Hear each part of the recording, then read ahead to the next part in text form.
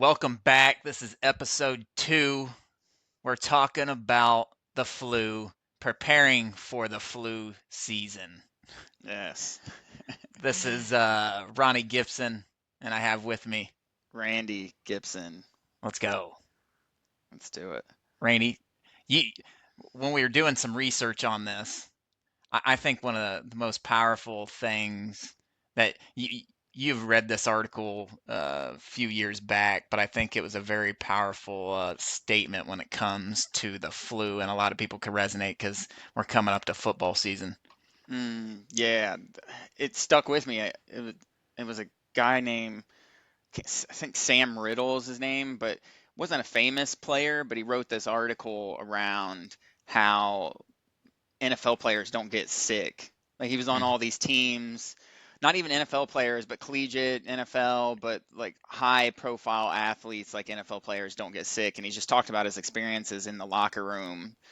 And there was like no flu, no sickness. And this is obviously an anecdotal thing. They don't have data on like most data on this, but when do you hear Tom Brady out for the flu, or Hmm. your high profile athlete, they're out because they broke a wrist or something along those lines. It's not like, Yeah, hey, they had the rotavirus or something, you yeah. know? And when they are out, it's like food poisoning or something. Like the Yeah, famous flu game at Jordan was food poisoning. Like a lot of yeah. people don't know that. It was he got food poisoning from a pizza place. He ordered pizza at 11 a.m. or 11 p.m. the night before or hmm something like Someone that. also said the rumor that he was hungover, maybe had hungover too on that one. Yeah, yeah. Probably the Hungover combination and too. pizza, yeah. But in that Sam Riddle guy, he's like he wrote the article because basically he realized that after he retired, it started getting sick like on like normal people. Mm, Uh, yeah, yeah. and I was looking in the statistics, and I think the common cold on average, adults get the common cold like 6 to 8 times a year, Mm. and then children, it's like 30% more, Six 40% to eight more. times a lot. I feel Yeah, like yeah. I mean, we're talking averages. I know, but Yeah. that's millions of people getting sick almost every I- other month. They're I'm getting gonna some pull sort of up because I cold. wrote it down. It was like between here's like um the list of potential things. You have cold, which is your normal cold. Uh, then you have the flu or influenza, other viral infections. So there's three. Foodborne illness was on there. We could probably remove that. Um, but it says all infectious illness combined, adults 2 to 5 episodes per year. So I misspoke. And then children was 7 to 10 episodes a year. Okay. So that's what we're working with. And if you just do like preparing for flu season and put it into YouTube or something along those lines, it's the only thing you're going to get is they're going to talk about the flu vaccine, Yeah, and then they're get going your to flu talk shot. get your flu shot. And what else? What do they talk about? Well, of course, like if you have it, then there's some type of like drug you can get at Walgreens, and that's Yeah, basically the only advice you get. There's yeah. no preparation or anything. Yeah, it's once you already have it, here's what you can do about it. You can take your NyQuil or DayQuil, and yeah, that will help solve everything. But what little people know is a lot of those, it just kind of suppresses your symptoms, which we'll kind of dig in at some point here. But your symptoms are really just a mechanism for our bodies to help heal ourselves. And you know, in my family, I've been over the last call it year, I've been trying to not even call it sickness. We're in our healing phase. Hmm You're in a healing phase because same thing that goes with fevers. Everybody freaks out about a fever, and it is scary if you have kids and your kid has over 100-degree fever. It's a scary thing, Oh, for sure. but once you realize like it's our body's natural, they our body's creating a fever to rid itself of these viruses or whatever's causing it, because and it'll help like flush out the system. There was Mm-hmm. actually this thing called Coley's toxins. That Mm-hmm. this just came up in my head. I read about this thing, Coley's toxins. I think it's the early 1900s or 1800, late 1800s, where this guy, his, something Coley, Dr. Coley, would have this toxin concoction. Say that 5 times fast. Yeah. And he would have these people drink this toxin concoction, Coley's toxins, and it would cause a fever. And once they become sick, and it induces a fever to help speed up the process of healing your Mm-hmm. body's healing process. So it would take a little while, like you would start to get in your healing phase. I about said sick. You'd start to Mm-hmm. get in your healing phase, and you'd start having your little sniffles or whatever. And then, but you would take your Coley's toxins, it would speed it up. You would get your fever. Your fever would help clean your stuff out. So that's just very interesting stuff to me that I've learned over the years that hey, this you're in a healing phase. I try to teach my kids, hey, you're not sick. Because if you get in this negative mindset of being sick and stuff's out there to attack you, and you're in this fear-based thing, then our immune system, which we're going to be talking about this whole podcast, Mm-hmm. is it in a fear state, in a high anxiety fear state, it kind of constricts. It's not open to for a healing environment. And there's a lot of data on that as well. Yeah. Yeah, I remember that. I think Dr. Thomas Cowan talked about the Coley's toxins. I forgot what it was, but it popped in my head when you were talking about it, where you induce a fever. Yeah, it's a healing phase because those symptoms, whether it's a cold or whether it's a rash or whether it's puking or whatever it is, your body's getting rid, like it's actually healing, and these are the Hmm. symptoms. And sometimes we die from the symptoms, and I think there's a quote that from a doctor that I wanted to share, and I hope everyone sees that we're going to continue to like reference a bunch of doctors, because we're obviously not doctors, but uh, the one thing that I think we do a great job of is like a lot of curiosity, a lot of reading, a lot of investigation. So then and of course we have blind spots, but we'll look and find the doctors that we think resonate the most and is like on top of the modern science like of today, and is doing their research and isn't half-assing their medical degree, and has, and isn't standing on science from 30 years ago. And so we try to find those people and then regurgitate that and build it into our lives. But Yeah. there was a quote from a doctor, and he said, he's kind of trying to break down, like, from, if you think about like from first principles thinking, what is happening, like why do we get sick, or why do we get cancer, or why do we get an infectious disease. And he was talking about, like, he explained it from an organism perspective, and he said when an organism must face a continual stress, the response system enters the chronic phase, during which resistance eventually becomes exhausted. Several well-known diseases result directly from the stage, but the most important result is a decrease in the body's ability to fight infection and cancer. Mm-hmm. And so I think about that as just like, if you think about a car, if you keep like beating it and beating it and beating it and beating it and beating it and using it and using it, it's going to eventually not be able to fight off whatever it is. Same with a fan or anything systematic like a motor. Mm-hmm. Body's a similar way, I think. And so the way I've started to think about, and I wrote an article on this around, like, I think it was, the titles around, there's cigarettes in your food, air, and water, and using Mm-hmm. the concept of a cigarette, as we know, is a toxin, and we know it's like it's a stress, using this doctor's quote. And so the more toxins we have, the more stress, and the less likely we're going to be able to our body's going to be able to fight off those infections, so the bigger our symptoms are. So we're going to Mm-hmm. continue to have like 6-day uh, fevers or flus and colds consistently, because your body can't fight off those, one, because what is it? There's like a ton of different mechanisms until we get those symptoms. Like some people don't, what's the term? Asymptomatic. Like there's a Hmm. bunch of people like you're asymptomatic. That basically means your body fought it off before you even showed symptoms, and so it Hmm. was already in its healing phase. You didn't even know it had a healing phase. It just fought it off. Hmm. So I think in general, one of the things I want to talk about, this is what I do in my life and family's life, try to reduce the burden of all of those like cigarettes, aka toxins, aka even stress in your Hmm. life. Yeah, Um,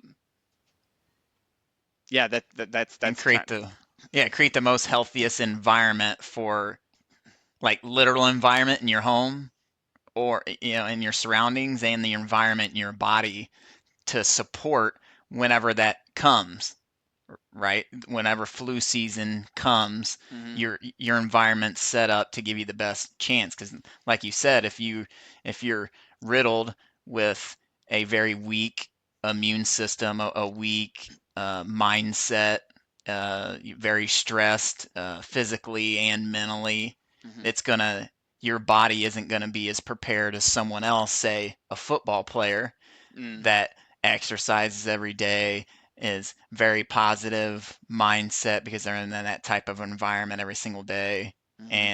and just around kind of you're the average of the five Community. people that you're the average of the five people you hang out with the most, like we talked about last podcast. Similar type of thing. You're hanging out with a lot of healthy people, you're exercising, you're in a great environment physically, mentally, all around. So your body's in a great shot to fight anything off.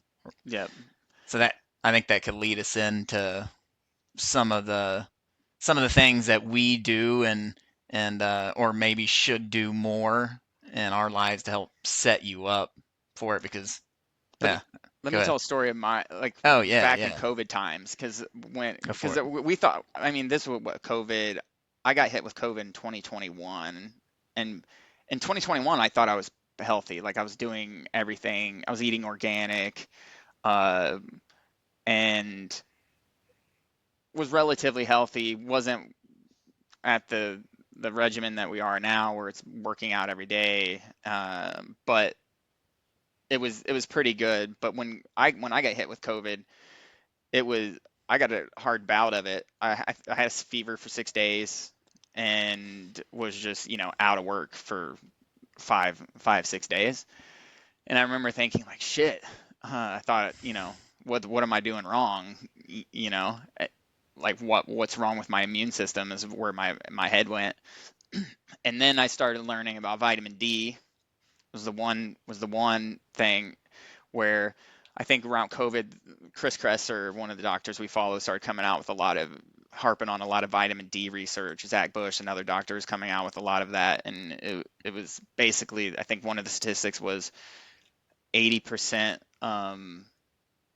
80% of like COVID hospitalizations had like bad vitamin D levels, like vitamin D levels under 50. So like I think the vitamin D levels go between like 0 to 100 roughly, and 50 to 70 is like a good level. Mm. And I remember hearing that, and eventually And there was got. more than one study too. There Mhm. was a China study. There, and we'll add them in the show notes. But yeah, there was two different studies showing like 80% or higher of hospitalized and the severe, especially the severe critical cases, were very deficient in vitamin D. Dude, I think there was like 50 because there were two meta-analysis, and this was Oh, back in oh, 2021 because I pulled up my Instagram posts, and it was like a okay. two meta-analysis on like 21 studies and 35 or something. We'll share it, and but I remember thinking like, well, now I'm gonna get my vitamin D checked, you, and got my vitamin D checked, and it was pretty low. It's like 25. Uh, but everything's pretty variable, right? Like my wife Tina, she was pregnant and got COVID, and like I think she lost her smell for a day or two, and that was it. And Hmm. didn't really affect her. Hmm. And pregnant woman, they said they're supposed to have low immunity, and she also had lower vitamin D level than I did when we got us both checked. Oh, And but yeah, so vitamin D was one, and then um, and just working out on a like 6 out of 7 days was another one I added over time, right? Like we talked about in the last podcast. Like this isn't something where you're like, oh yeah, I'm gonna start working out 6 days a week. It Mm-hmm. takes time, of course. And so that was another thing added. And then cold exposure and heat exposure was another one that I think is if I had to like sum down the three things where like now like I've never had anything close to like a 6 day fever, and even when my family gets something, I always have something much smaller. Where like, let's say my daughter's throwing up, I'll have like something very small symptom, sniffle or headache or something, where it's never at that level. Mm-hmm. What was it last season? There was the quadruple virus or whatever the hell they were calling it at Mm-hmm. that time, where you had flu and um, God, I can't remember. I saw they got a new vaccine with like all five of them in it too. Oh, there you go. So that one should be nice. Yeah. So Just get that one and cover all your grounds. yeah, yeah, yeah, yeah, yeah. Uh, One thing that kept coming up, it was exactly what you were talking about when it comes to exercise, sauna, cold shower, is daily movement. mm, Optional, they call it optional hormesis. Hormesis just kept coming up, and hmm I've heard it a lot, but so I just read up on it again, and it's essentially just choosing small controlled stressors to make yourself stronger and healthier. Like the analogy they use is like lifting weights to build muscle. Yeah. Too much weight hurts. Old people only get injured when they lift weights, when they lift heavy weights. But hmm if it's the right amount and you ease your way in, then it's just that subtle amount of stressor to a little bit more, strengthen a little bit more. So that's what a lot of those things are doing. Like when people talk about cold shower, why do you do a cold shower? It's like you're strengthening physically and mentally on all of these, I think. So that's kind of what kept coming up, so I figured I'd mention it. Well, it's also the same principle when for a virus or like you get the flu naturally.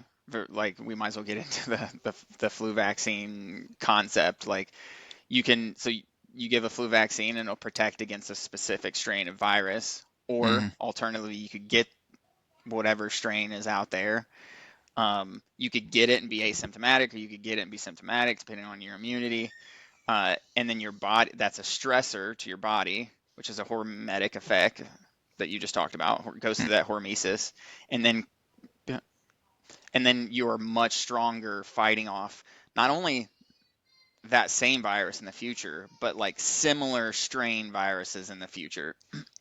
And Mm-hmm. so when we were doing the research, there is, and I'm just going to pull it up because uh, I don't want to screw it up, but three different studies that show there's one Cowling in 2012, Wolf in 2020, Ricken in 2018, where uh, flu shots actually increased your infection for other non-flu infections. Mm-hmm. So flu shots increased 5x of non-flu shots. And so, do you remember? It's escaping my brain at the moment. What are the quadruple other ones?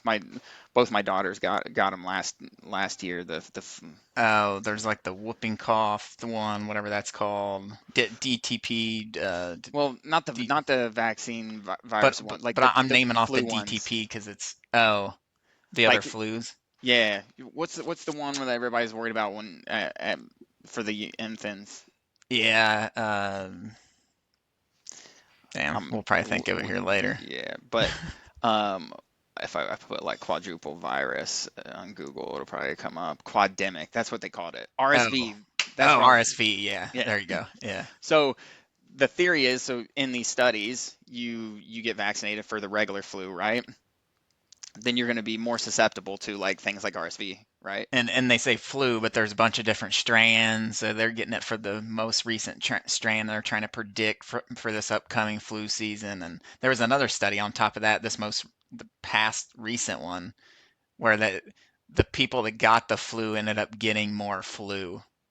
Mm. So it's like you were talking about study of, hey, those people are getting other respiratories. This most recent one was like, even on top of that, they were getting more More flu. flus altogether. Yeah, that's horrible. Like the three I was talking about are all. There was one, the vaccinated military they looked at, and it was a 37 to 51% greater odds of other respiratory viruses. And then Yeah. kids less than 4, same thing, 4.8x increase of non-influenza infections. And Hmm. so going back to your hormetic effect, what the vaccine does is it skips the the stress you would get from a Hmm. virus. So Hmm. it skips that entire like natural biological mechanism that you need to essentially train your entire ecosystem, your immune system, to then fight off things in the future. It creates, creates like a what's a good analogy? Like a scout to look out for those things in the future. Like, oh, Hmm. now I've like registered this thing, and now I'm going to see it again. That's one of the theories out there, of course. Yeah.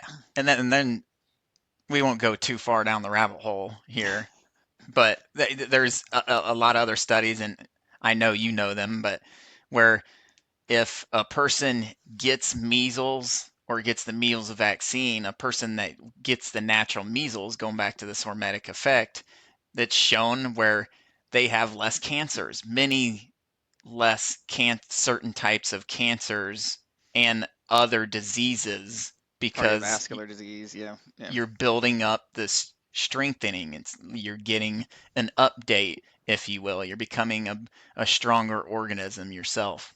And when you start getting into those bigger diseases like measles, then you have to go through like a little bit more stress in order to get your update. And sometimes people will die if they have a very poor immune system if they have to go through that. So that's the we're not recommending that like very sick people shouldn't get a measles vaccine or a flu vaccine. Like obviously do your own research, but Mm, this is the mechanism from things that we've learned. But it just goes back to like this is a long term this is a long-term effort that you have to put into, and you're not going to get ready for this flu season. You're going to like if you're preparing for the flu season, if you start making all of these changes, first you have to build the habits, and you have to the willpower and yada yada yada. And so it's probably next flu season is what you're actually targeting, getting ready mm, for that one because you're probably not going to have too much of an impact. But there is research, and we can yeah. go into it like simple things like colostrum, for example. Mm, There's a study around, just supplementing with colostrum, which is the milk that cows give their young at first milking, and rich and mother and our and human mothers. right, and mammals, human Yeah. mammals, and so it's rich with all the vitamins you need for to. It actually prevented flu greater than the flu vaccine. There's a Yeah, study which is on that. incredible. Which it makes sense, right? That's what my most recent son, he's 10 and a half months years old. Other folks in the house would be in their healing phase, and he wouldn't get as much as an effect as others in the home.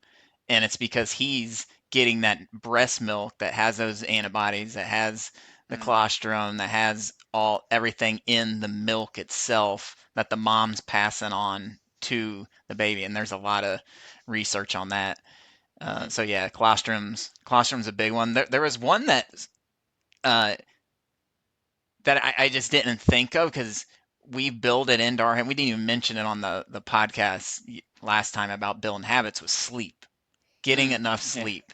yeah. And there's a couple significant studies on this that I was I'm pulling up my notes here just so I can read them off. Mhm, So short sleep, adults sleeping less than 6 hours a night, so 6 hours or less, were 4 times more likely to develop a clinical cold after exposure to That's a insane. virus, to a rhinovirus is what this one was. And similar findings with less than 7 hours and low sleep efficiency.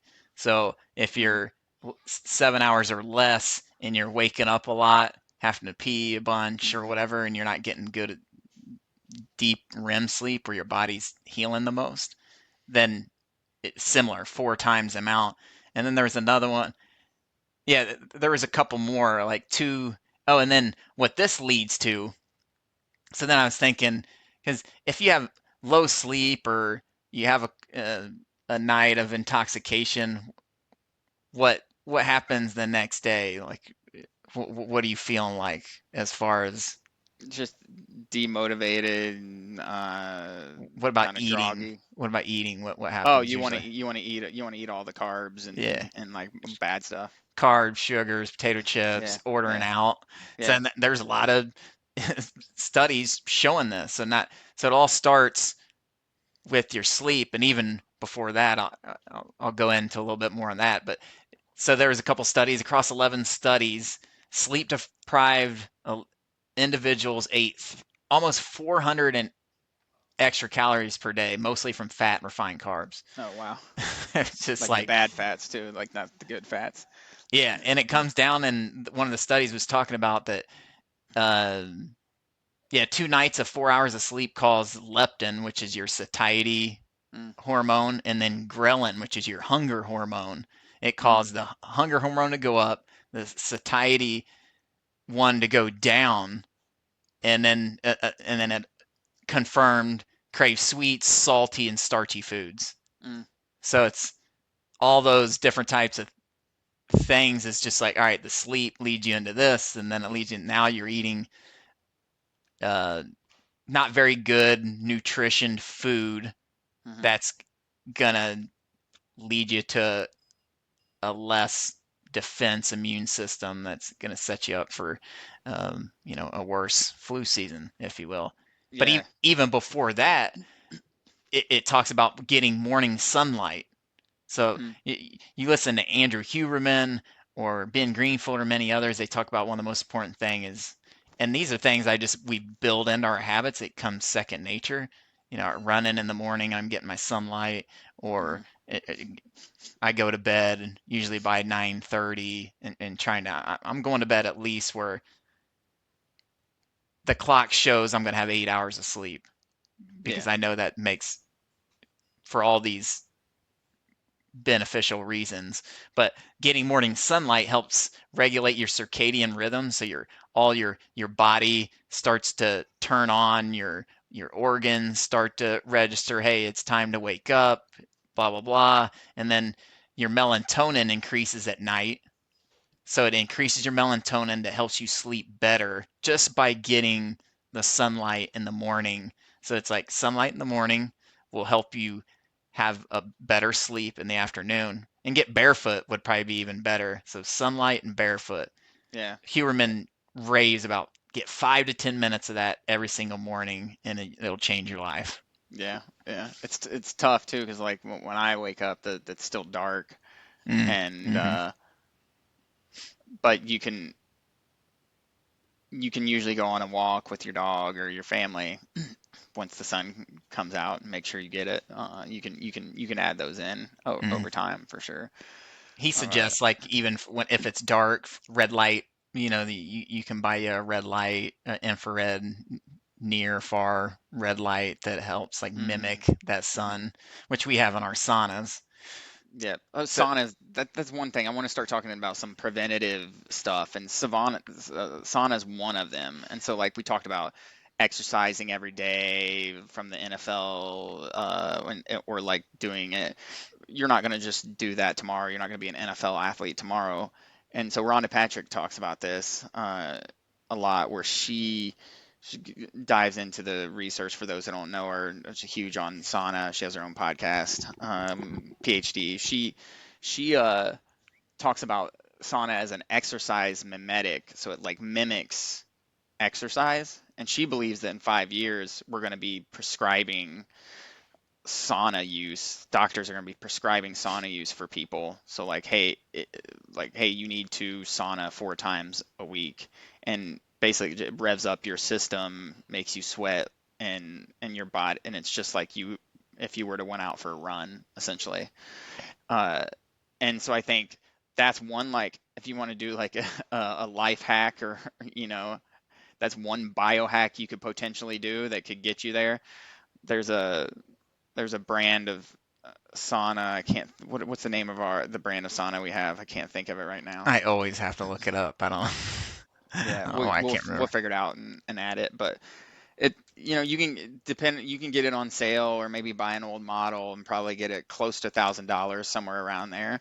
But it's expensive. But uh, or just go to your gym. My gym has one, and I pay $20 a month for the gym, and so you can hit up your sauna there Hmm. all the time. But For a that's thousand an easy bucks, one. I've had it for 5 years. I bought it in 2020, and it's Yeah, still working like a charm. My yeah, wife and I both use it pretty often, and it's still kicking pretty well. and that one also has near and far infrared light, so then it's going down to a cellular level Hmm. of like of healing. That again, very it's detoxification. Hmm. So we talked about touched on a little bit, like you get all these toxins, and then you need to detoxify, and that can help you detoxify. The best is Hmm. sauna, but There's it's mixed also an results exercise mimetic.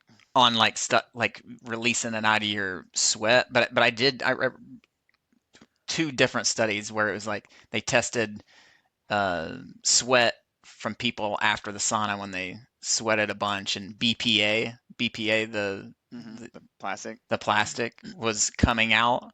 And then there's a lot of like mercuries, Hmm. aluminum, all these different types of metals were coming out the skin. There's definitely proof of you ridding some of it. Some people claim, oh, it's not enough to make a difference. But to me, once you have like mercury in your system, which that builds up over time, right? Yeah, It's not just cumulative. yeah, and it just stays in your system. Like I think any beneficial amount that you're releasing is impactful. Oh, 100%. So that's one of them. And we've talked about cold showers a lot in the last one, but again, it's just like heat or cold exposure is just what you talked about. It's hormetic effect, creates that hormetic effect, and so it strengthens up your body. Hmm. Uh, so these are all preventatives. What other Food. preventatives? Food's Yeah, probably obviously. Yeah, yeah. food's a large one. If you're not getting good sleep, then you're eating bad food, then you're not creating a nice diverse environment in your gut and in your body to create, and you're probably not eating a lot of vegetables and greens and healthy meats, grass-fed meats and healthy fats. Um, See, food and water. Your food, water, and air are something you experience like every day on a consistent basis. And so, if you have toxins in your food, water, air, you, what that means is you're just going to consistent stress. mhm. Going back to that original quote, you have a lot of stress over and over and over and over, and it's going to stress up, and your body's going to be exhausted and not be able to fight off infections, cancer, etc. And a lot of it's built up. The reason there's so much pesticides that can be in your food, and why certain thing gets or certain amount of emulsifiers or what all this crap red dye, and that they're finally getting rid of, and they still got a lot more work on other stuff. High fructose corn syrup, it's like, oh, it's not causing any like significant acute damage, but a lot of times when it comes to pesticides especially, or Hmm. some of these metals, like there's a my son had high lead levels because we were my pre Henry, my first son, had a high lead levels because he's eating a lot of these snacks, healthy Mm. snacks, organic. And it was what was that new flour that they were that was in a Yeah, it bunch was of, not, was it cassava flour? yeah, Yeah, cassava flour. It was this new yeah. healthy one that was used in a bunch of snacks. And come to find out, the majority of cassava root plant it's in the ground, and it was just all over had a bunch of lead. You couldn't get away from it. And Hmm. it was similar with dark chocolates. Like every single brand, there was a study had like cadmium Yeah. and Yeah. some other metal in it that was just, and if you eat a bunch of it, you're eating this every single day, right? Yeah. Or you're eating inorganic fruit every single day, it's building up in your system. You're releasing a little bit in your urine and everything, Yeah. but it's building into your fats. That's where most of that stuff builds up into. And That's one good thing I think to emphasize is that your body is like is so intelligent and resilient that it's able to fight off a ton of these things. And so you don't some people there is a genetic aspect to it, like 20, I think 20% of it, they've done studies where like 20% of it's genetics, about 80% of it's environment, something hmm along those lines roughly. hmm And so some people have a genetic disposition where they're able to fight off and they're able to add all these toxins, and their rate of repair is so yeah, fast that they can last to 120 and be fine and smoke yeah, every day. yeah. But and you can look at this. It's actually interesting. It's actually a funny tangent. When I was doing research on that cigarettes article that I talked about, they a disproportionate amount of the oldest people in the world, like the centenarians, they smoke and drink, hmm you know, yeah, and it's because it's like that weird statistical thing where like, oh, it's because all the people that didn't make it didn't have that genetic disposition. Basically, the people that last that long have this genetic disposition, but if you looked at maybe the 90 to 100-year-olds, uh, there would be like way less that smoked and drank. You know what I mean? yeah, yeah. No, that makes sense. but but it but I think like what you were saying, the cumulative effect hmm of these things, where hell, I mean, I could start smoking right now, like the horrible cigarettes, right? Drinking every day, smoking every day, and I mean, next week's gonna come by. We'll jump on another podcast. I'll be the same person. I'll be the same person a month from now if I keep doing it. A year from now, maybe even 5 years from now. But hmm then as time goes, and it's the same with everything. It's the same. It's like if you're not eating organic and you're just these pesticides are in there, and it's a constant chronic inflammation over and over and over, and eventually your body's not going to be able to handle it, and it's going to turn into something.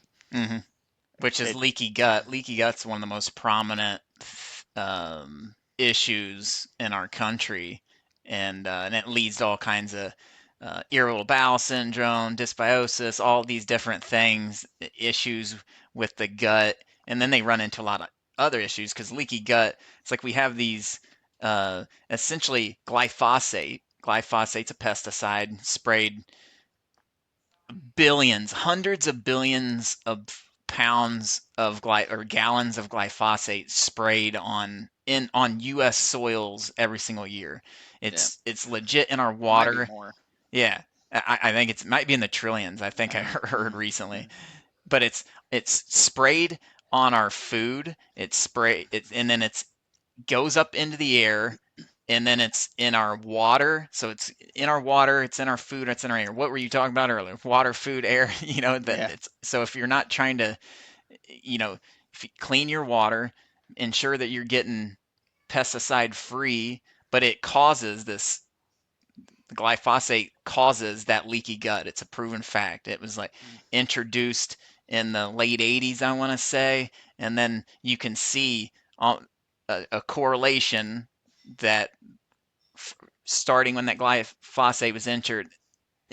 inserted into the zeitgeist of today, and then all of a sudden, boom, boom, boom, here comes all the disease, and it's continuing going out. And what happens when you have a leaky gut is, say, some of these toxins, it's just a little bit of fluoride or in your water, or it's a little bit of emulsifier in your food, doesn't make too much of a big difference, or some sort of metal like that lead Mm-hmm. and the cassava. But when you have a leaky gut, it's like 10 times the effect because now it's Hmm. going into your bloodstream and then it's causing all kinds of different issues and Autoimmune diseases. autoimmune, all the other thing where you're so that's where it's like, you know, you don't really realize the effect, kind of what we were talking about in the first podcast until many years down the line, and Hmm. it's like you need to take this as serious as you can.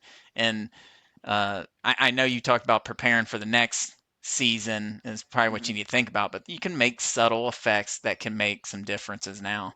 Oh, for sure. Just even like replenishing your nutritional stores, like for example, like vitamin D.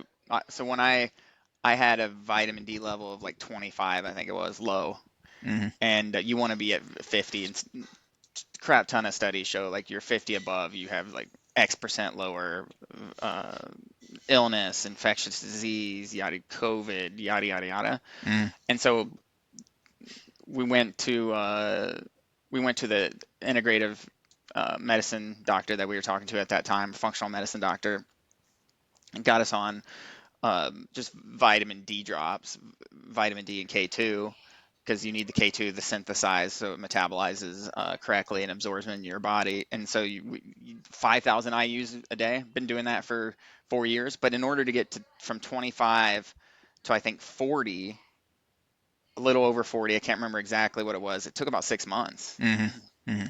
And that's just 5,000 IUs a day.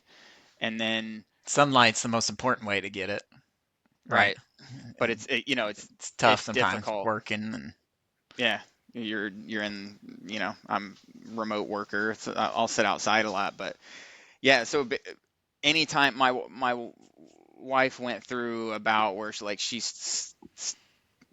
wasn't taking it as much, went and checked her vitamin D again, and it was low again, mm, and so then it's like with the current way our toxic environment that we live in, and how our body absorbs things nowadays, and how much like vitamin D isn't in all of the foods like it was, 50, 100 years ago.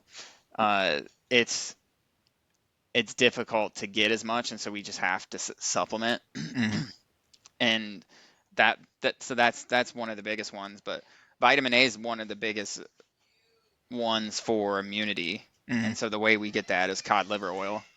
mm, Rosita is the brand, the best brand on the market that we found. Um, Expensive, but the whole family takes it, and it just makes sure you have vitamin A, and you can look it up. Vitamin A is a prominent vitamin that fights infections, and support for your immune system. It mm, also has vitamin D in it, and really rich in omega fats as well. mm. Yeah, then on top of that, vitamin C, Yeah, liposomal vitamin C. When it when anyone we take these basically daily or every other day, but even when someone in the house is starting to have yeah. some enters their healing phase, it's liposomal vitamin C because it's the most absorbable, and then you have like none of those packet vitamin C stuff. Maybe it'll help a little bit. Food's the best way, food or getting the sun. But Hmm. liposomal vitamin C and then zinc. Zinc is a big one. It's in the multivitamin that we eat, but that was another one where I saw a study 57% lower odds of severe COVID with zinc if you had Oh wow. sufficient zinc levels. So like, Yeah. and then vitamin C was another large one. So an observational study found that up to 82% of critically ill COVID patients had low or deficient vitamin C levels. So like those three, vitamin C, zinc, vitamin D, and then vitamin A as well. We might as well just list them all off. Yeah. I'm trying to look up. There was a wasn't there there was a multivitamin study you had in here too, right? Uh, Uh, I don't know if I put it in this one, but I saw. So you mentioned briefly how like, well, if it's lower quality, but there was this one study that put I a know which bunch one you're talking of about. that people put a bunch of like doubt in multivitamins, but there's been a bunch of other ones recently that popped up where it's multivitamins are very beneficial. Hmm. And even the shittier ones, right? Like the basic ones you can get from Walgreens are great. Yeah. And we have so many, what are they called? Vital nutrients that we need in our system, and to to make, and vital meaning like you need zinc. You need zinc, Hmm. otherwise you're going to like you're all when your body goes through its metabolic processes, it's not going to have that synergistic effect where it's like, oh, I'm going to get some zinc, and I'm going to get some vitamin D, and I'm going to get some vitamin A, and then I'm going to be able to go through this metabolic process and fight off whatever it is, or build muscle and yada yada yada. Hmm. And so you need like all of these rich stores. Um, the multivitamin we take is from Adapt Naturals, Chris Kresser. Chris Kresser. He also has it's a Undoubtedly the top multivitamin yeah. on the If you want to market. splurge and get the best one, it has a huge list of like 20 different phytochemicals as well. So like you think about phytochemicals being like fruit, uh, all the beneficial things and within Yeah. fruit and vegetables, Polyphenols and stuff. Yeah. polyphenols. Yeah. What So one that's of a yeah. good preventative. The one thing I'll add that on that one is that you see this with pregnant women, or after going through a birth, Mm, where they get depleted. So a pregnant woman, she has to be on a multivitamin. For anyone that's went through this process, like every mother gets put on a multivitamin, and then and there's a reason for that, is because you got to give the baby a bunch of these nutrition. It comes from the mother, of course. So the obviously, and so then you need extra, and so then the mother is being depleted. But what happens is like you have the birth, and then you're breastfeeding, and yada yada yada, and so you just the mother becomes depleted, and they call them like nutritional stores, like depleted of these nutritional stores. And so what in some of the literature, some of the doctors have like hypothesized that uh, one example of this is when if you space out children, so like mothers who have children within 2 years, the babies will have lower IQ levels, mm. and Yeah, that was a wild study. extra like problems, developmental problems, because the theory is because of the depleted nutritional stores, and that's how important having like your nutritional stores are up, is because yeah, I guess that that Yeah. explained it well. No, yeah, that was a powerful study, and it really hit home. I mean, there's many exceptions out there, I'm sure. If you're, Yeah, oh, me and my brother sister, a year apart, and he's dumber he's than an I idiot. am. Yeah. So that There's there's a definitely exceptions. shit ton of variables. Obviously, with science, you're talking about like the averages, when you're talking about it. Going back on the food one more time was the one thing I kept hearing over and over and over again when we got in this health movement of ourselves, call it the last 10 years, was fermented foods. How important eating fermented foods. Mhm. And what I didn't realize is how much this was a part of daily life just 50 years ago, 100 years ago. Like this was happening all the time. People fermented canned foods, fermented them, naturally fermented foods because they last longer. This was like a daily thing that, even back to my wife's mother and, our grandparents and stuff, they would do this all the time. You would We didn't have ferment the food. refrigerators.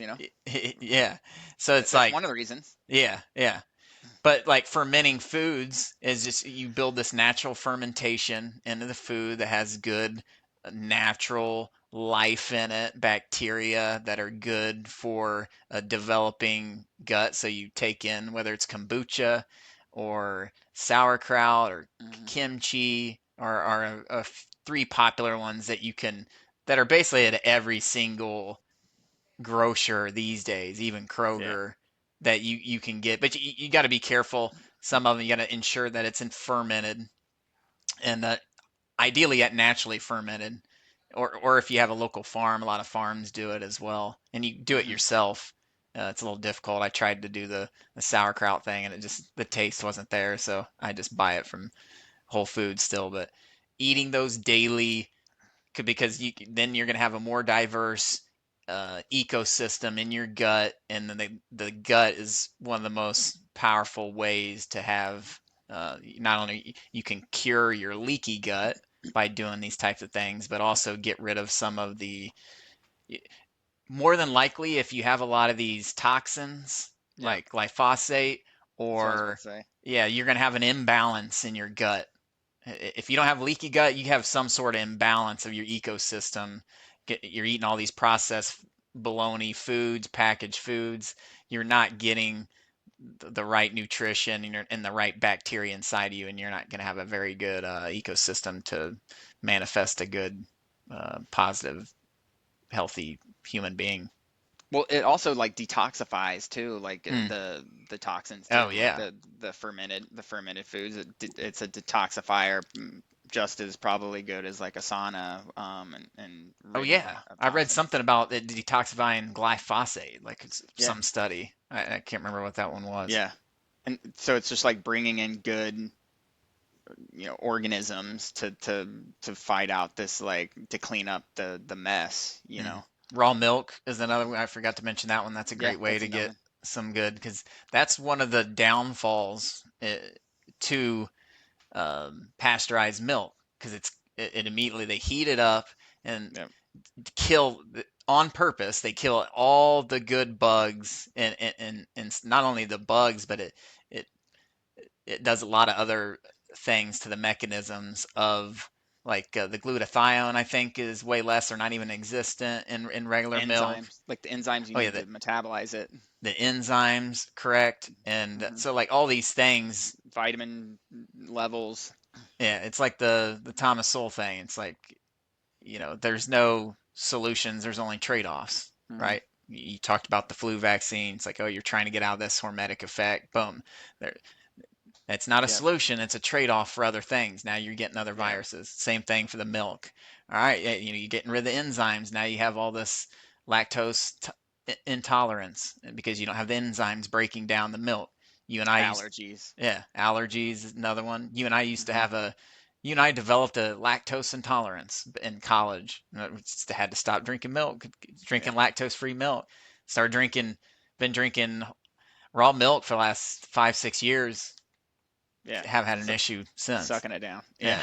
Yeah. uh, Pregnant. My like people are a little, if someone's listening, like, oh, raw milk, and it's there was like one incident of like raw milk, I'll put in air quotes, killing a handful of people in this one town, and what they ended up finding was it wasn't the raw milk, because the cows in that town's water was toxic, and so it got into the cow and it got into the milk, and it had nothing to do with the raw milk.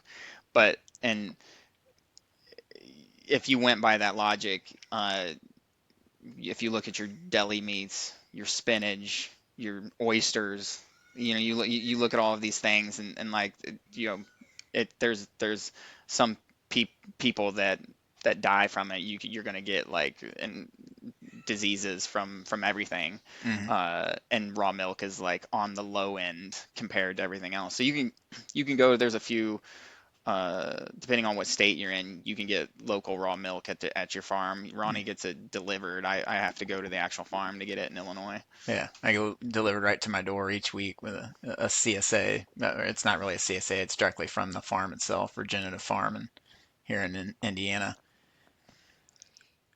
There is one thing I want to add this, and we read this in a book, and it's kind of talking about, we were just talking about the gut and a diverse ecosystem in your gut, but also in your air.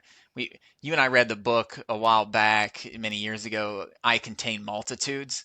And Hmm. one thing that I always remembered on that was they were studying hospitals and Mm, and and just simply by opening the windows of these hospitals, they lowered the amount of disease that these people got. And like yeah, the like 25% or something. Do you have it on you? yeah, I was it, I think it was 25%. I don't see it in front of me, but Yeah, like this that guy stuck with that me as well. the author that was reading the study, and they were talking about, they assumed like the microbial community in the indoor air would be a subset of the outdoor air, like it'd be the same. And he said it really surprised them because there's no overlap between the two. The outdoor air was full of harmless microbes from plants and soils. Indoor contained a disproportionate amount of potential pathogens that are rare, even absent in the nature or just even the Mm, outside in general. So it's like mm-hmm. you're stewing in this like concoctions of other people in That this that hospital. reminds me, my integrative functional medicine doctor said you should open your windows like once a day, even in like the dead of the winter. Mhm. Oh, I do that once I read, I do it all the time, yeah, Yeah, yeah. for like But I was 5 I was minutes even. surprised And that like even like she knew of that. That was yeah. That's a huge one. Just getting into nature in general.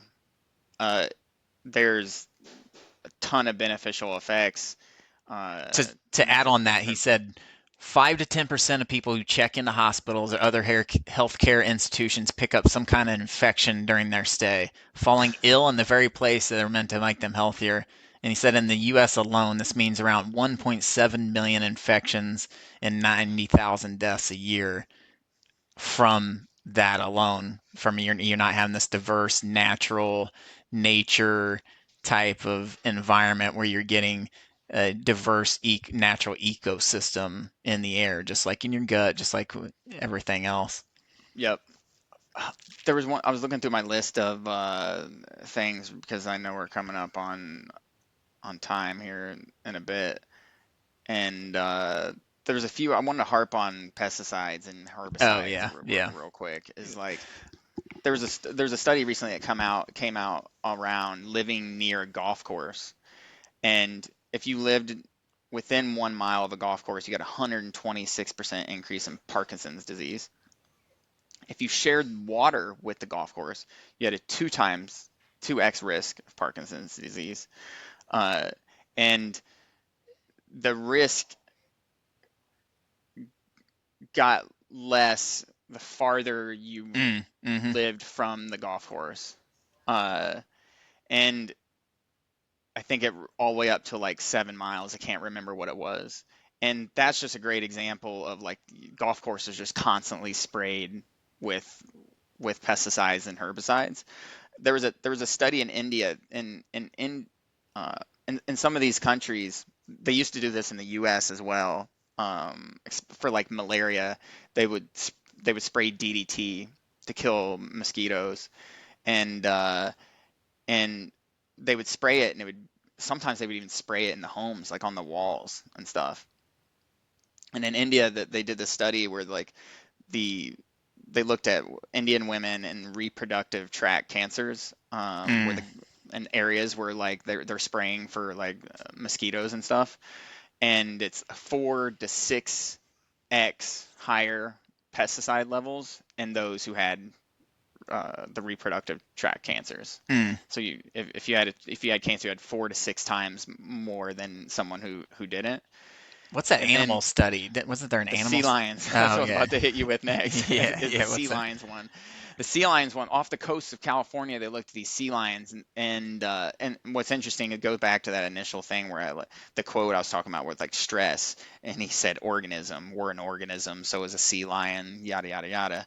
The sea lions. They did a research on them, and they found out that like a bunch of these sea lions were getting like cancer, uh, and infectious disease. And some people may not think of like sea lions getting cancer and infectious disease, but then they looked into like the reasons, did these autopsies, and they had high levels of DDT pesticide and PCB, which is basically a petrochemical that's in like a bunch of different things, probably a ton of stuff in your house. Hmm. It's it's a chemical created in like all of these different.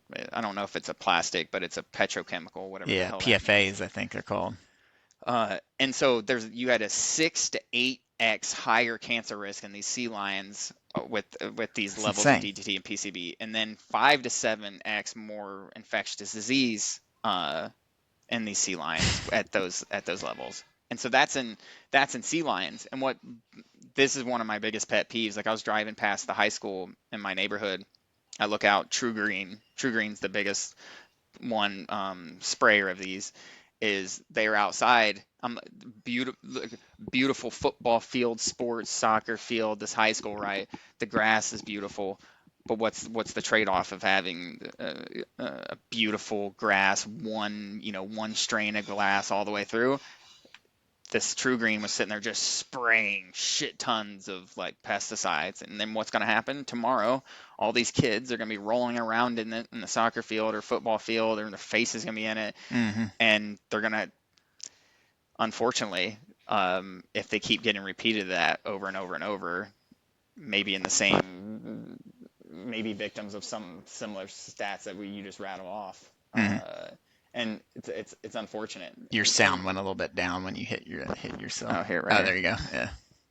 So it's unfortunate, and that's like one of my one of my biggest peeves now, especially like when people spray their lawns with this stuff, and it gets into the water system. So Hmm. like you think that like, oh, you just spray it and it's like, okay. No, what's the trade-off? You got to think about the trade-offs. Well, your grandchildren are going to come over or whatever, or even your dog if you don't have kids is going to be sniffing around in it, Hmm. and then it's going to get into the water system, which is going to go into your water system. The same aqueducts and water systems connect to the same rivers, which connects to the same, and they're not filtering that stuff out in your Hmm. water system. They don't filter out pesticides, And it's and in so the then it's just air this. too. It's flowing up. It Yeah, frustrates the heck out of me when I'm walking around. I'm walking around with my kids, and it amazes me with how much Monsanto's been sued and how much money they've had to yeah, pay out for causing cancers to farmers and the like, and that no one still doesn't know about this. Like this is probably one of the most important things that you can do to like reduce the amount of toxins and help yourself become a more uh, have a stronger immune system and defend against in anything coming up into the flu season, right? yeah. Pesticides is the worst toxin. It's destroying your gut. It's just Water soluble, so it as soon as it hits your system, which is 80% water, it's just you know I can smell it when I'm walking by. I'm like a half a block away, and I could smell it. It's like flowing in the air. It's like mm, flowing in the air mm, as this people are spraying it. mm, Yeah, it's do whatever you yeah, can. Do extra research if you need to. If you don't trust us, but yeah. try and get pesticides out and encourage anybody that else is doing it. That's one thing I want to talk about. Two things I want you to talk about the optimism, and on the optimism statistics about like optimism and how that helped. Oh But yeah. first, I want to talk about, you just said do your own research. Is like, if you looked at like some of the things we're saying and you went to Google and like searched the opposite, right? And like, and if you want to find the opposite thing, you can easily find it. There's research to show like pesticides are fine. There's research to show like flu vaccines are great and it doesn't create this, right? So if you want to support that and follow down that path, you can just keep going down that path. But I would encourage like the looking at both. Like you go to that Google search or AI, whatever you use nowadays, and then do the opposite as well. Read through Mm. them both and try to make an objective decision, because a lot of science there's a lot of corruption in science nowadays where the pharmaceutical companies create a lot of studies to support the XYZ that they're trying to promote. The people who are spraying that are selling the pesticides, they fund studies and they fund marketing campaigns and yada yada yada. So and blog articles get written, and it's all like funded. Hmm. And this isn't something where you can look that up too, Yeah. right? There's Yeah. there's documentaries on this. One of the big ones is called Merchants of Doubt. Look up Merchants of Doubt, and it started way back with the cigarette companies. They did the same thing. The cigarette companies did the same thing. pesticide companies did the same thing, where it's just like they just put doubt and uncertainty. So you go and you see that one thing and like, oh, maybe pesticides are okay. Maybe it isn't that big of an impact. And then it creates doubt in your mind, and then you put it off and you put it off and you put it off. And so then that's what I was just encouraging when you're doing your own research. It's like if you want to find it, if you have a belief and you want to find it, you're gonna get support for it. Hmm. Yeah. So I'll go in. There's one thing we missed: fasting, intermittent Oh yeah, fasting, yeah. and prolonged fasting. And one of the things that both of them do, prolonged fasting, anywhere from 1 to 5 days, and Randy and I do either a 3 day or a 5 day fast, usually a 5 day fast once a year. And the benefits of that is it not only does it trigger stem cells to regenerate, like white blood cells, which help effectively rebuild the immune system, and this has been proven in human mice first and then humans, and it reduced all kinds of like uh, like genes uh, that were related to inflammation and markers of like immune renewal, like renewing your immune system almost, like Hmm. getting an update of just by prolonged fasting. And there's a Stem lot, cells, yeah, there's a thing that kicks in and called why is it miss? autophagy. Yeah, autophagy. So when you hit around 2 to 3 days of fasting, you our bodies have this system called autophagy that kicks in, where it goes in. It's like, all right, we got to look to find any kind of thing we can use for energy in the body.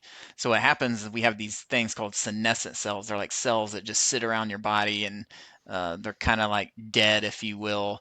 And usually those are the most uh, ones that turn into cancer cells. So it'll go Hmm. in, it'll collect all these senescent cells and damaged cells, and it'll go in and it'll collect them, and it'll churn those up and use them for energy, to give you more energy, because hey, we don't have any food. And it's this thing Hmm. that we've developed, evolving as a mammal species of, you watch any nature show of animals, they'll go days without food. Like we used to go days without food, and we build up Hmm. this system to prepare ourselves when that happens. So they build in this autophagy. And the same thing as ketosis. Ketosis kicks in when you don't have carbs, and it starts burning on fats instead of carbs after about 18 to 24 hours. So like fasting, intermittent and prolonged fasting are very impactful for producing a stronger immune system. Long-term fast is one of the go-to things I go to, like if I have like something I want to heal and I'm desperate. Mm-hmm. Because it Um, it makes stem cell. People go out and pay millions of dollars for stem cell injections, especially in the States. It's a little cheaper out elsewhere, but you yep, produce stem cells through prolonged fasting. It's incredible. You yep, get it for free. yep, yeah, yeah, yeah, yeah. And then the positive thing that you were talking about, there was one study recently that it tracked over 70,000 people, and it talked about how optimism could literally extend life by 15%, with the most optimistic women far more likely, uh, 50 to 70% more likely to reach age 85, women, Mm, just by thinking positively. And it wasn't about just thinking positive. It showed it up in their biology, like lower inflammation, calmer stress hormones, stronger immunity, ding ding ding, reduced risk of heart disease, stroke, cancer, and even infections. And to me, I was just talking to somebody recently, in work or somewhere, and it was kind of a drowsy day, and it was raining and stuff, and then they're kind of in like a down mood.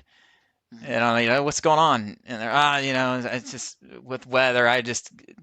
I'm not very, good in this type of weather, blah, blah, blah, or it's allergies or whatever. And it's just like this, mhm, soon as this person probably didn't even realize what was going on. They've just associated rain or cloudiness as a negative thing. So their yeah, body's been learned, subconsciously. yeah, subconsciously, like, hey, now it's this negative day. So his body was just telling him it's negative. So he's in this bad mood. I don't even know why he's in a bad mood. Oh, It's because of this, this, and this, and then you build up this thing, and you can do this with anything. And that's why we kind of talked about the beginning of having a positive mindset around you're in a healing phase. You're Yeah. not sick. You're in this healing phase. Your body's going through this positive, natural thing to help um, become a stronger organism to fight off other things in a future state. It's going through Yep. that hormetic process.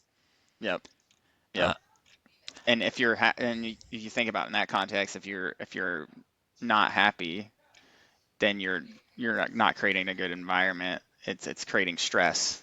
You know, you're mm, creating stress, which in the negative way, like inflammation, stress to your body, versus like if you're in that positive state, then it's less stress. So it's one less thing added mhm. to your toxic load.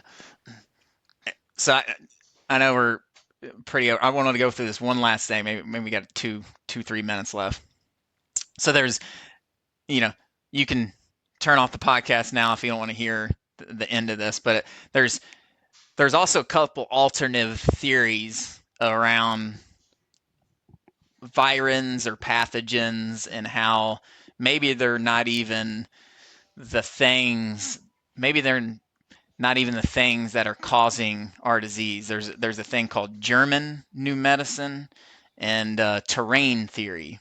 Mm, Germ theory is what we all know in our current uh, zeitgeist, but there's a, the thing called terrain theory, and essentially what they're both kind of all around is our bodies are going through a healing process, which is pretty much a fact, mm, and it is a fact, I would say, and the bacteria and viruses are coming to the scene like a fireman comes to the scene of a house burning. So like if you're some yep. alien and you're walking around the planet and you're like, damn, these red trucks and these red guys, suited guys already showing up, like they're causing all kinds of fires. We need to get rid of them.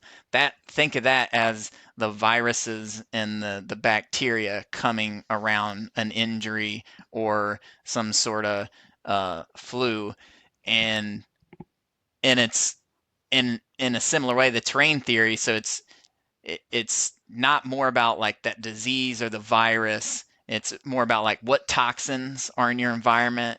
Does the what we've been talking about is your body, is your ecosystem have a good organism environment that's built up? Is the gut good? Do you have all these nutrition levels built up? And you've seen this, and there's a lot of proof about this when it comes over the years. Everyone's heard of scurvy, right?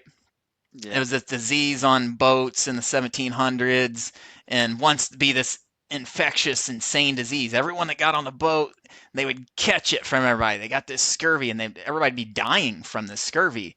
Yeah. Come to find out, it's vitamin C deficiency. Yep. So they started getting like citrus fruits onto the boats, and nobody got scurvy anymore. Blew me away. So when I first heard Yeah. that years ago, but then I was like, all right, what are some of the other ones coming up? And I had AI search for some of the other ones. There's one called pellagra. It was in the Mm, 1900s. Skin lesions, dementia, death. Doctors insisted it was contagious, and proved to be that it was a lack of niacin, B3, mm, vitamin B3 deficiency, corn heavy diets. We started getting into agriculture, heavy corn. mm, This one was interesting. I think you'll like this one.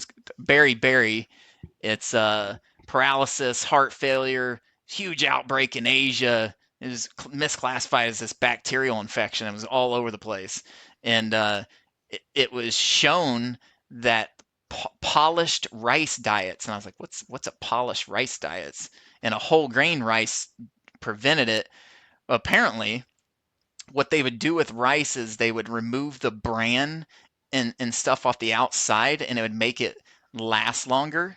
So it'd make mm, it you'd be able to like trade with it, and it mm, would be and you'd taste a little bit better. But they were removing all mm. the nutrition, the thiamine and B1. So everyone was Oh, thiamine and B1 deficient, and yeah. everybody was dying. And they thought there was, and then I'll rat off a few more. There was this Minamata disease in Japan, the 1950s, a neurological outbreak. Looked infectious, Instead, it was this industrial mercury contamination seafood. Oh my God. A tai disease is a cadmium poisoning, which we talked about is in dark Yeah, chocolate and chocolate. stuff. Japan, Hmm. early 1900s, severe bone and pain fractures, assumed infectious. And, and then there's this Keshan disease, selenium deficiency in China, rural outbreaks. It was peer contagious. Selenium deficient soil is what it Mm, was. Um, mm. polio, Which, you yeah, you read a book about this, so like there's a heavy correlation of DDT and arsenic sprays to the cause of paralyzed people that have a lot of polio. And there's an argument that polio really was just you know uh, a toxin buildup of this DDT. And what's the book that you read? it's called Suggest. the moth and the iron lung. If you want to dig into that, it's basically a biography on polio. The theory is that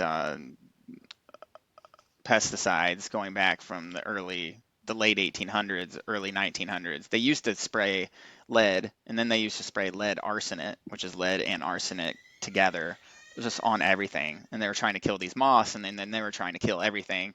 And so back then, you had all these children just eating an apple laced with just like lead arsenic, and then it would create holes in their uh, reproductive tract. And so then viruses in these children that weren't supposed to be uh, on the outside of that on that inside of their body. It's supposed to stay in the reproductive tract. Kind of it hit their spinal cord, Mm, which then caused paralysis. mm, And so it wasn't, and so they found polio. They like poliomyelitis is basically means inflammation of the spine, and polio was the name the name of one of the viruses, and it wasn't the only virus that caused it.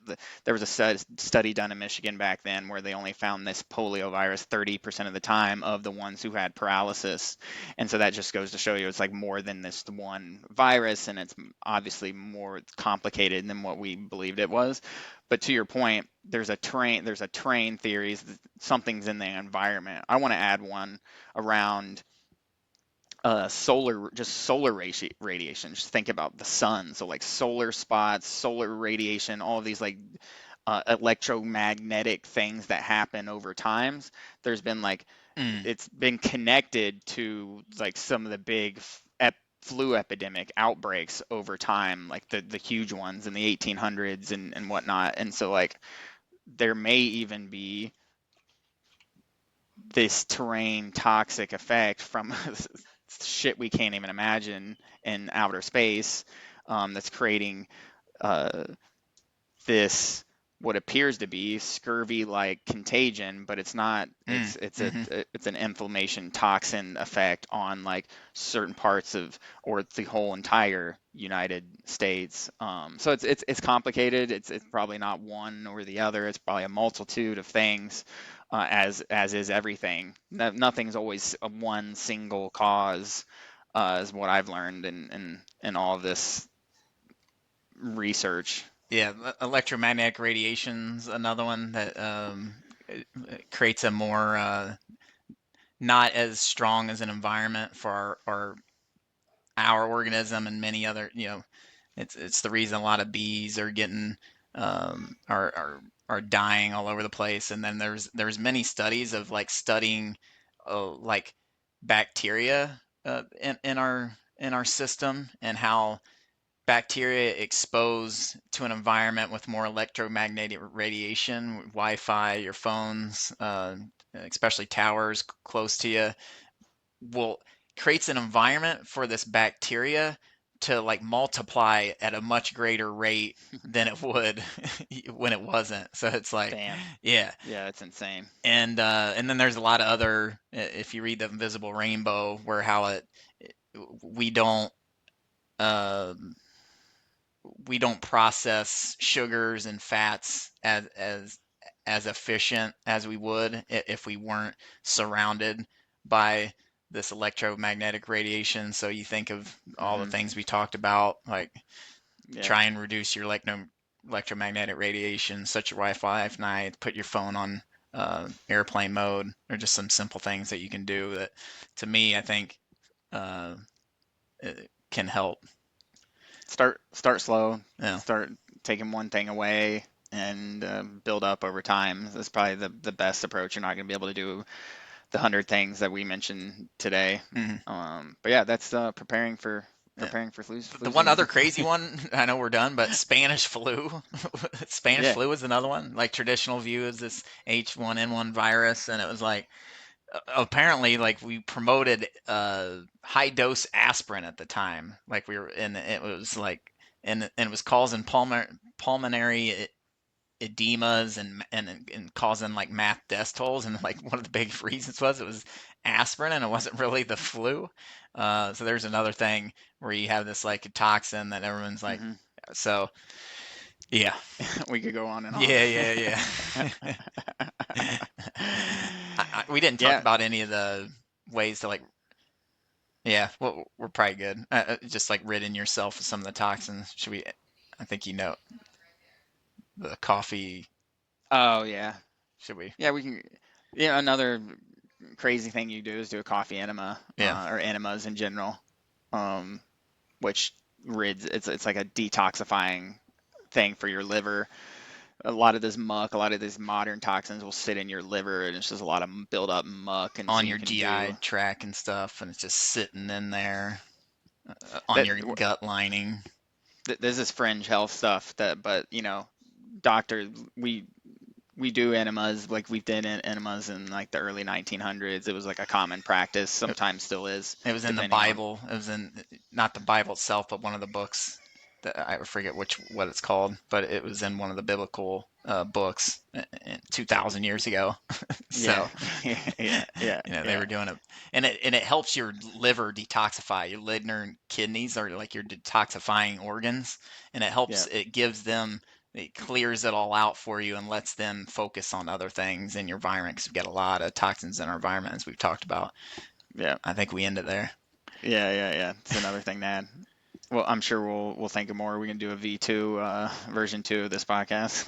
Yeah, good stuff. Hope you Yep. learned something. Like we've said, do your own research. Doing your own research on some of those alternative ideas. I think those are fun to think about. At least to me, it makes me think about it in a different way and be more positive about the whole situation. You're in a healing phase. You're not being attacked. You're not doing this negative thing where it's sickness and you're catching the sickness from all these people. To me, Yep. And feel free to comment. Like you can comment nowadays on Spotify if you use Spotify or whatever the other ones. Feel free to send comments and whatnot.